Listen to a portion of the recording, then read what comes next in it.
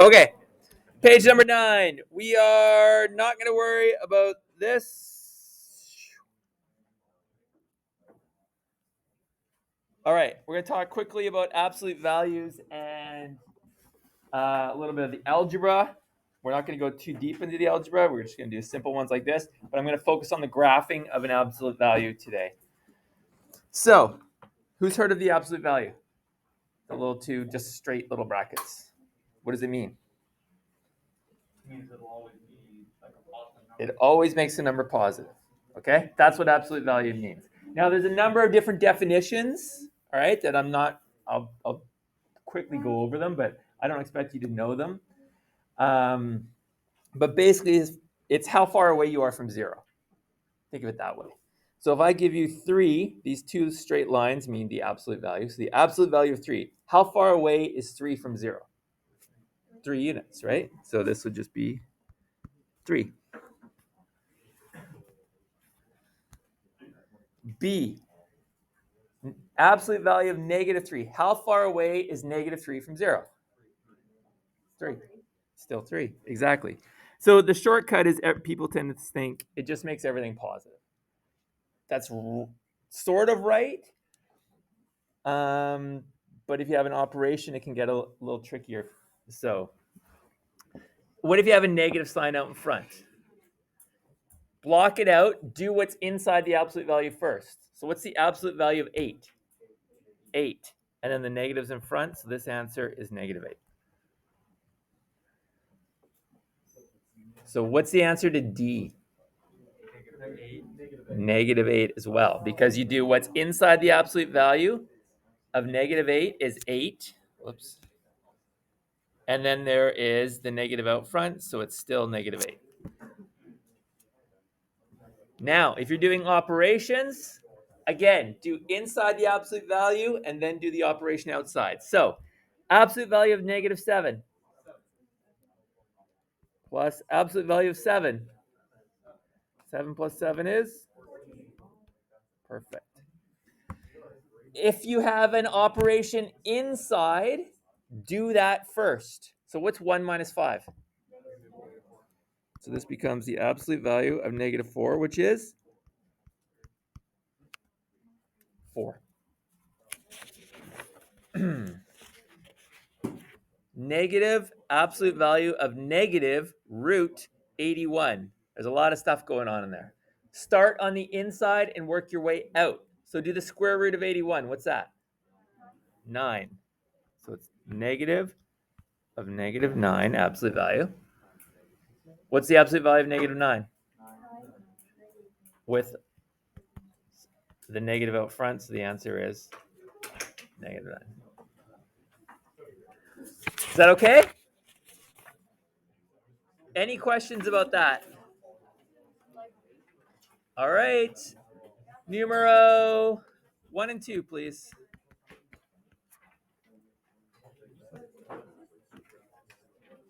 Going. What we're going to do is just at number 3 here, we're going to create our own little mini lesson. Okay? So I would need you all to think back to grade 11. Okay? Except for all the exchange students. This would have been in grade like 4 or something.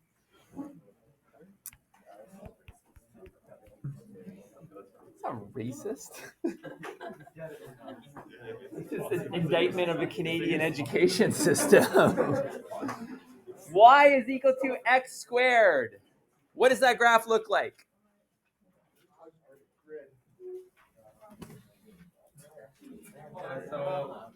Thank you. Parabola, right? Looks like this.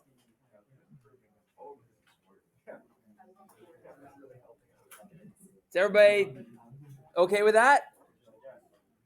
Okay. What if I gave you this? What does that graph look like? Just yell it.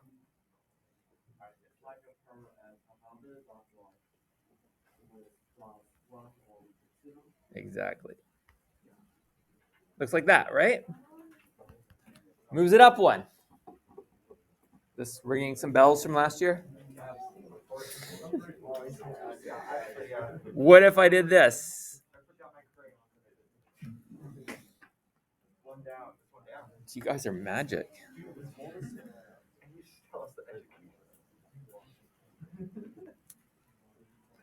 Okay. What if I do this? We'll do this one in red.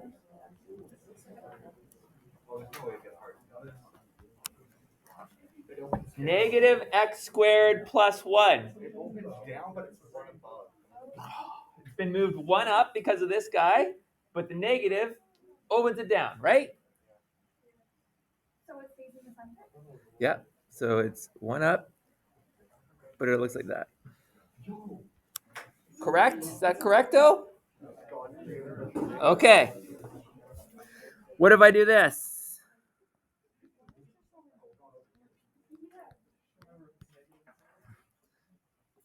X minus 1 all squared, people. What have I done? No. We're not expanding. We're graphing it. Sorry. What does the graph look like? No, it's already factored. It's opening up, and it's the y-intercept's at 1. The y-intercept? Oh, Okay, let's think of it this way. Hang on. Sorry, 1 sec. What if I did this? If I said, you don't have to write this down. If I gave you this, x plus 1, x plus 2, right? That's a expanded parabola, or a factored quadratic. Wow, sorry. Okay, what are the x-intercepts here? Negative 1, negative 2, right? Okay. This is the same as this. Correct? Okay, what's the x-intercepts? Wouldn't it just be one x-intercept then? That is true. So the x-intercept is 1. There's only one of them. Does it open up or down? So what did it do? It just moves it left or right. Right? Okay, that's all it did. When it's outside, it moves it up or down. If it's inside with the square, it moves it left or right. Remember this from last year? We'll do one more.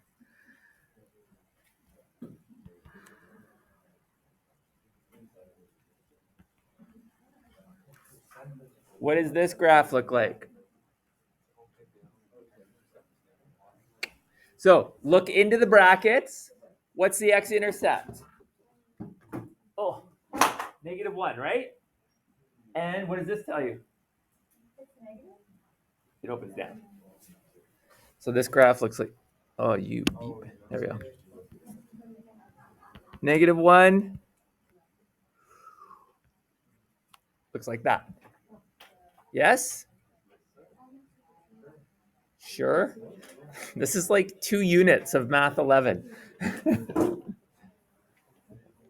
Okay, fancy people. Prove the education system wrong.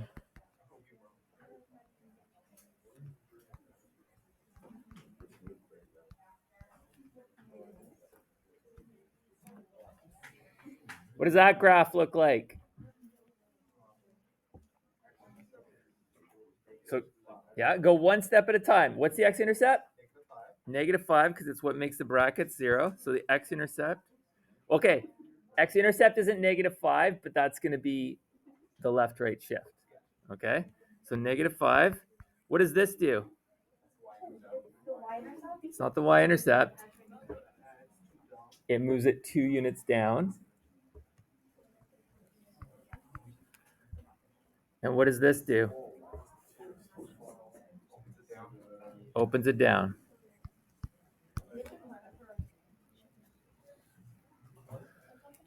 Okay. So the number outside the brackets, the addition or subtraction at the end, moves it up or down. The number inside moves it left or right. And whatever this thing is, causes it to open up or down. Remember this from grade 11? Okay. That applies to every function. In grade 11, you do it just for parabolas. Right now, we're just going to start into this, but our next unit is transformations, where we apply it to every function. The same principles apply. But we're going to look at the graph of the absolute value, okay? This is the definition. It doesn't matter. I'll just burn through it really quickly. You don't have to know it. The absolute value is defined as the square root of x all squared. So that means it's always going to be positive. Or it's x if x is greater than or equals 0, or negative x if x is less than or equals 0. I don't care if you know that. If you're going to take calculus, that will come back into play, but we can review it then. Okay. What you do need to know right now is that the graph of the absolute value function looks like this.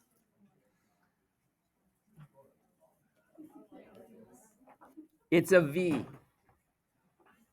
It's a V centered at the origin. That's what it is. Okay? That is the graph of the absolute value function.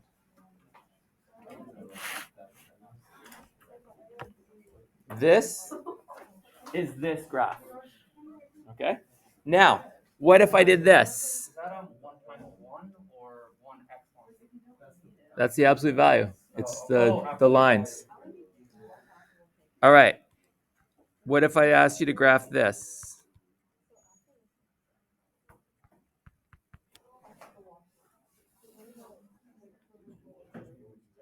Wouldn't that mean that the point of the V moves up one? That's exactly what it does. It does the same thing as the parabola. It's outside of the absolute value, aka brackets. Okay? So it just moves it up one. So the graph looks like this.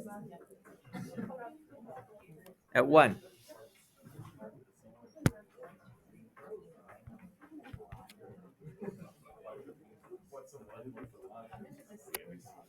What if I asked you to graph this?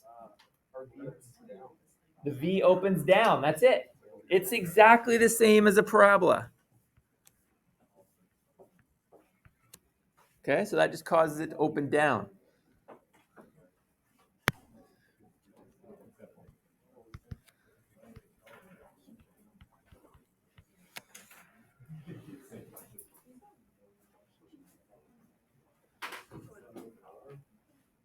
Which way? The left, right? It's what makes the inside here 0. So this goes 1 left.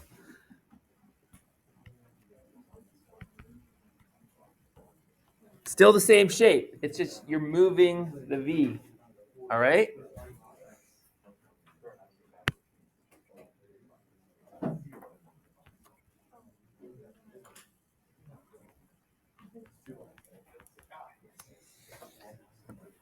Negative absolute value of x plus 1 minus 1. What does this plus 1 do? Left. We just did it there. What does this minus 1 do? Down. What does this negative do? The V opens down? The V opens down. So this graph looks like this. This moves it over -1. This one moves it down -1. So there's the vertex of the V, and the negative causes it to open down. Okay.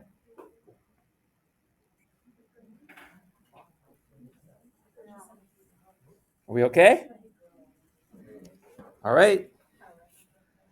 This applies to radical functions. We're going to look at square roots. Square root. Anybody know what a square root graph looks like? Isn't it like You're actually not that far off. Other way. So here's a square root square root graph. Y equals root x looks like this. That's what the graph looks like.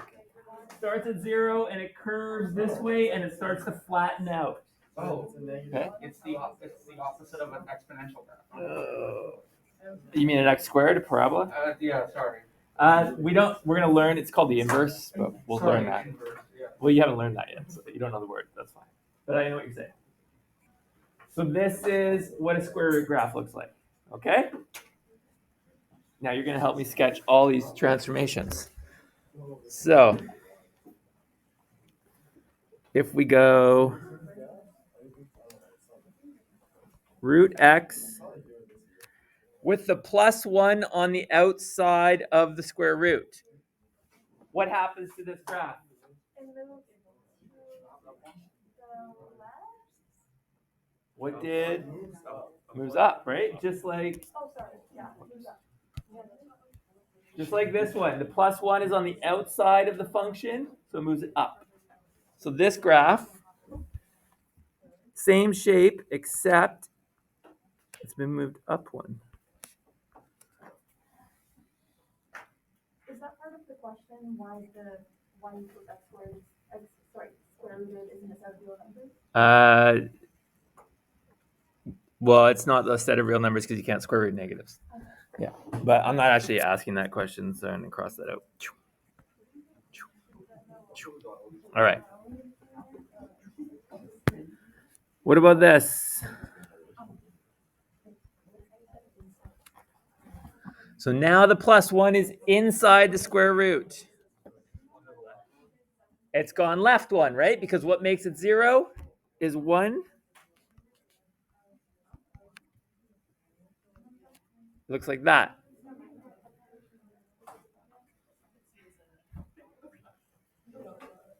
I'll do it in a different color.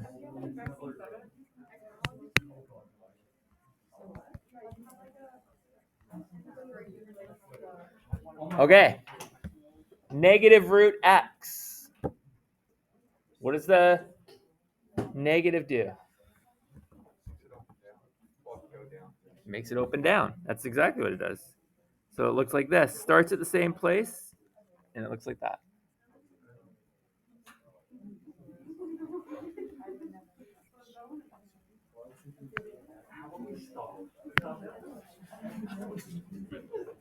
Yeah, I forgot how bad I looked in grade 8. How about we stop?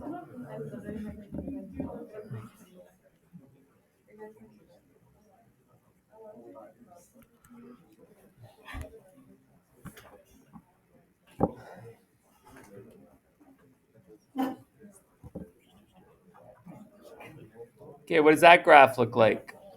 Root 2 minus x.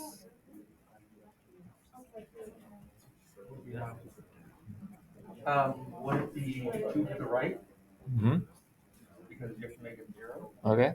So we move it 2 to the right. Okay. Does it go like that? No, it would go up and down. You would just be on 2 to the open down, right? You think it would be like this? No. Like that? Like the last one. But there's no negative in the front, right?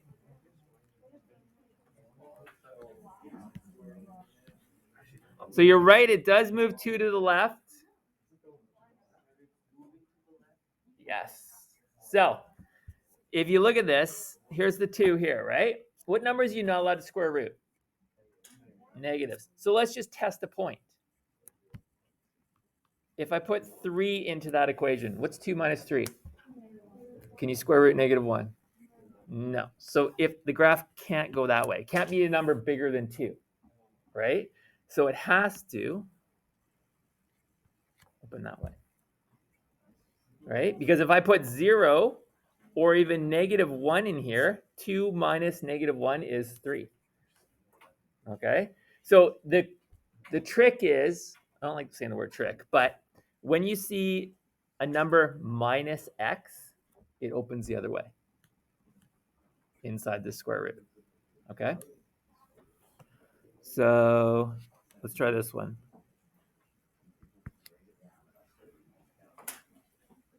This one's going to trick, well, I'm going to try and trick you.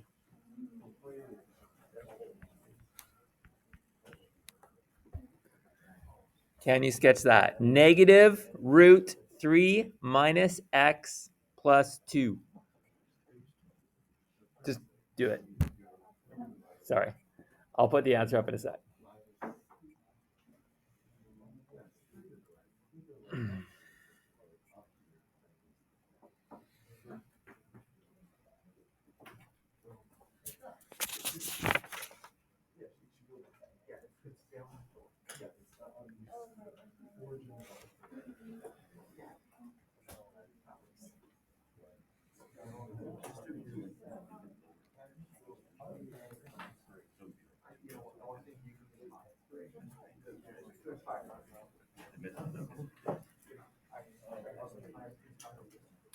We got it?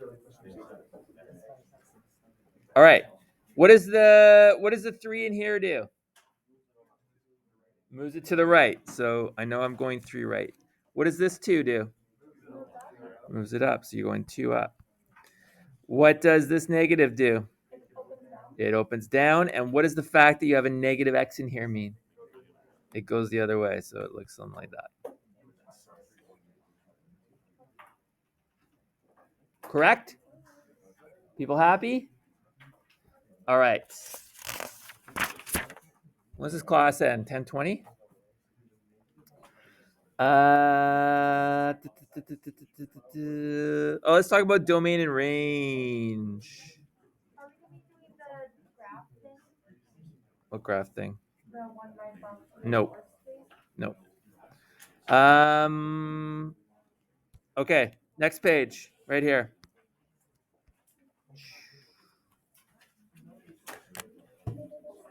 Oh, who's phoning me? One sec, peoples. Okay, peoples, here we go. Back. We're gonna sketch the graph of root 2x minus 1. Do we have this?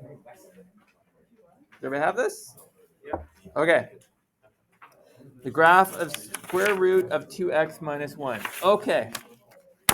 Now it doesn't look like anything that we've dealt with before. There's not whole numbers. Well, there are, but there's a 2 in front of the x, which messes everything up. But what did you do when I gave you this one? How did you figure out how it moved left and right? No. The shifted it like, how'd you figure out it was 3? Okay, but what if I said, yes, that's it. Whoever said that.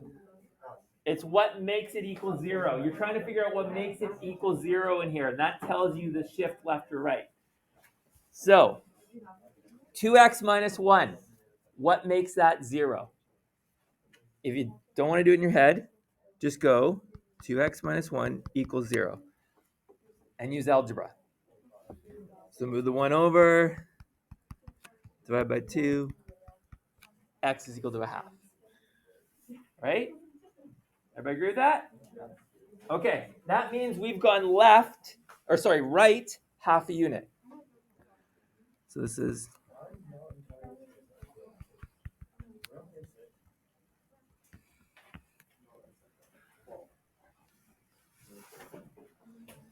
Is there any other numbers there? Is there a negative in front? Is there a number on the outside? No. So which way does it open? Up and to the right. All we've done is shifted over 1/2. Okay? If I'd given you something like this, excuse me.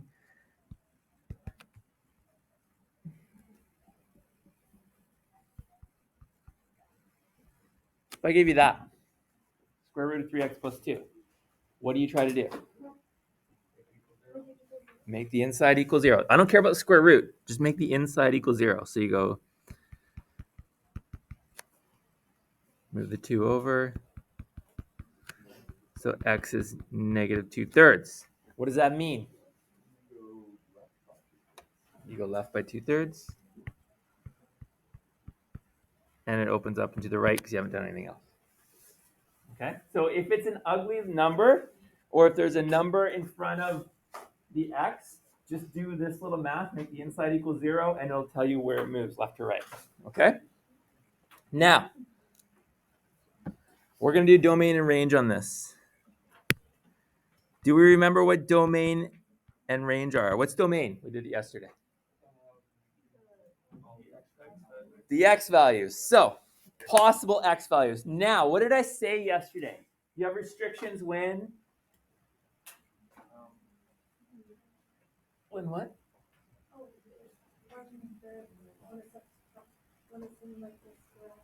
When you have a square root, which we have a square root, or x in the denominator, right? One of these things.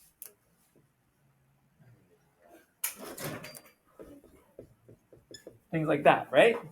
Then you have a restriction because you can't divide by 0. And we don't have that, but we have a square root. look at the graph. The graph will tell you what the domain is. All right? What does the upside down T stand for? That's 1 over. Okay. Sorry.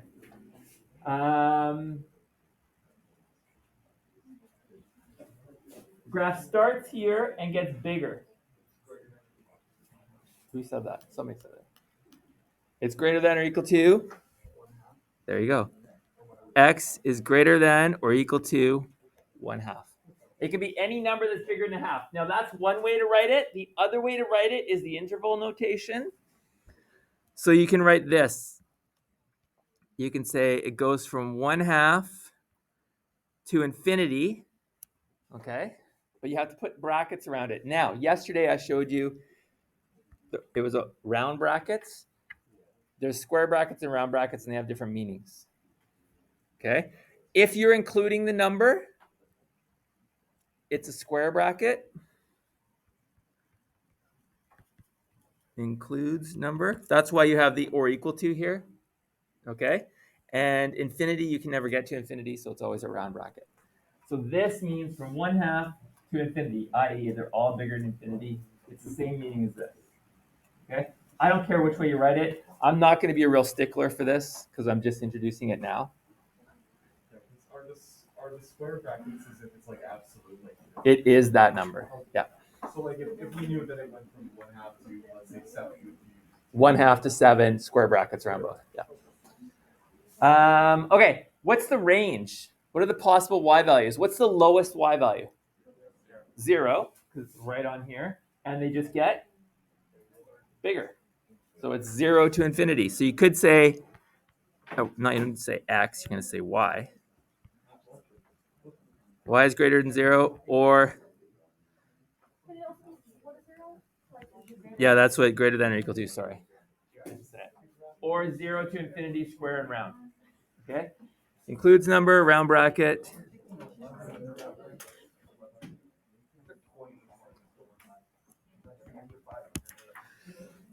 Okay.